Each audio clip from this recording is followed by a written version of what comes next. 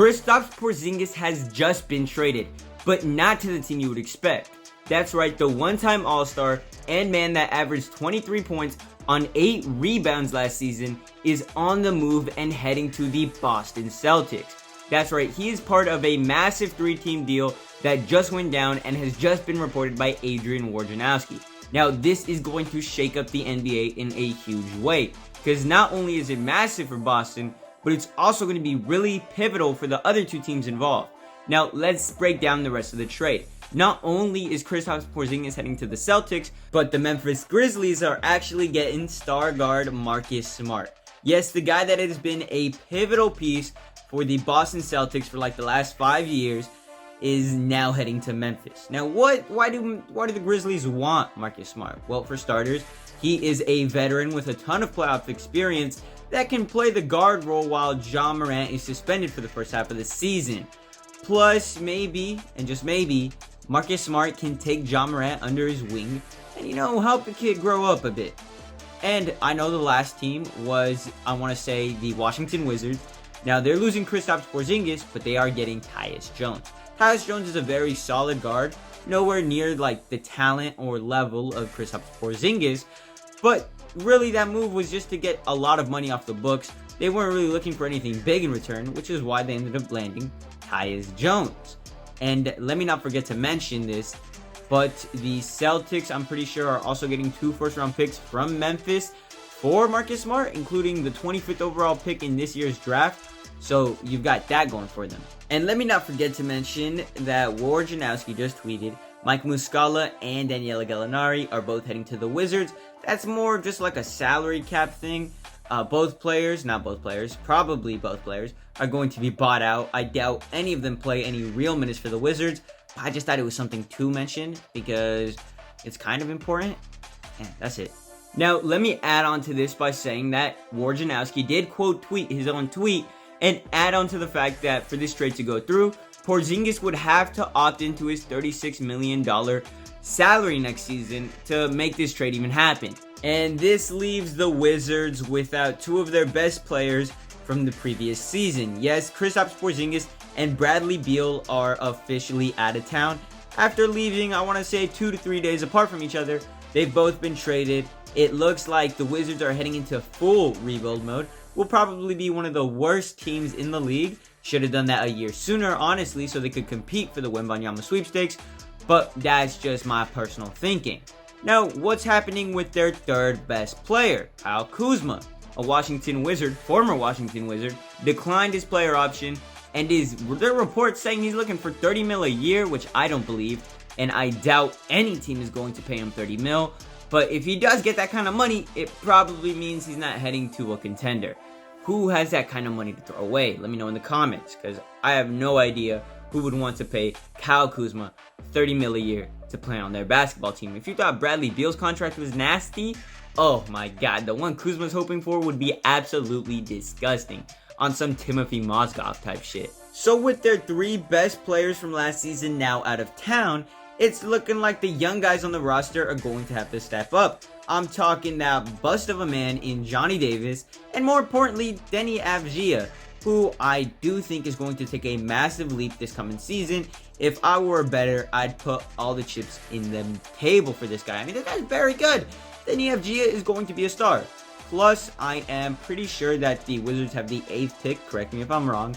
So, I'm sure they can draft someone talented. Maybe Jarace Walker's still there, doubt it. Highly doubt. Derek Lively, I've seen him fall there. Who else? One of the Thompson twins might slip between the cracks. There's a lot of talent in this draft. I'm sure that although the Wizards might be not the best at drafting, that they can get a solid piece with the 8th overall pick. Hell, maybe they trade it. Probably not, but who knows. What really matters is Kristaps Porzingis and what he'll do for the Boston Celtics. Now, the Boston Celtics already have a fantastic roster. They've had a great roster for the last few years now. One of the best on paper in the NBA. The only problem is they might be nice on paper, but nothing ever comes to fruition. No matter how good this team of Jason Tatum, Jaylen Brown, Marcus Smart, Al Horford is, they just can't seem to win the finals. Really, that's what every team's goal in the NBA is to do at this point, is to win an NBA finals. And the Celtics just can't get there no matter how hard they try. They did come close, I want to say 2 years ago, and, ended up losing to the Golden State Warriors. But this team, with, I want to say Brad Stevens up in management now, he's making moves because he knows this roster isn't working, but that Jaylen Brown and Jason Tatum will be good enough to get them there. So he just needs to find the right pieces. And if he thinks Kristaps Porzingis is the right piece, I'm all for it. Now, him and Al Horford, as of now, I don't know if Al Horford's being moved, but as of now, him and Al Horford are going to be the two big men. I don't know how they'll complement each other, but I do know that Jason Tatum and Jaylen Brown are going to love the talent. But I'm sure the city of Boston, along with all the players and the coaches, are really going to miss having Marcus Smart around. He was very ingrained to the culture of the Boston Celtics, especially in this Jason Tatum, Jaylen Brown era. So everyone's going to miss him. He was very important, but I don't think he was the best player in this trade. Whereas Kristaps Porzingis, I think he's just a fantastic add-on to an already great team. Does Porzingis play the 4? Probably. Now, Porzingis, he hasn't really received that much love. No one really appreciates him after his stint with the Mavs. Didn't go too well. And he did kind of just waste away last season on the Wizards. So, no one's really giving him the recognition that he deserves on the Knicks. But everyone knows that he's really good. So that's kind of what matters here. Everyone knows that Porzingis is really good. He's still got all the talent in the world. A few injuries have set back his career, but he looks really healthy heading into the new season. He did just average, I want to say 20 points like I stated earlier. He averaged 23 to be exact. And that's huge because on the Dallas Mavericks a year ago, he was only getting 19 points. Now, of course, that was a different system with Luka Doncic at the helm, so Porzingis didn't need to score as often. But I'm glad to see that Porzingis was playing well in Washington, and hopefully that fantastic play continues with the Boston Celtics. This is the second domino to fall in this soon-to-be crazy free agency.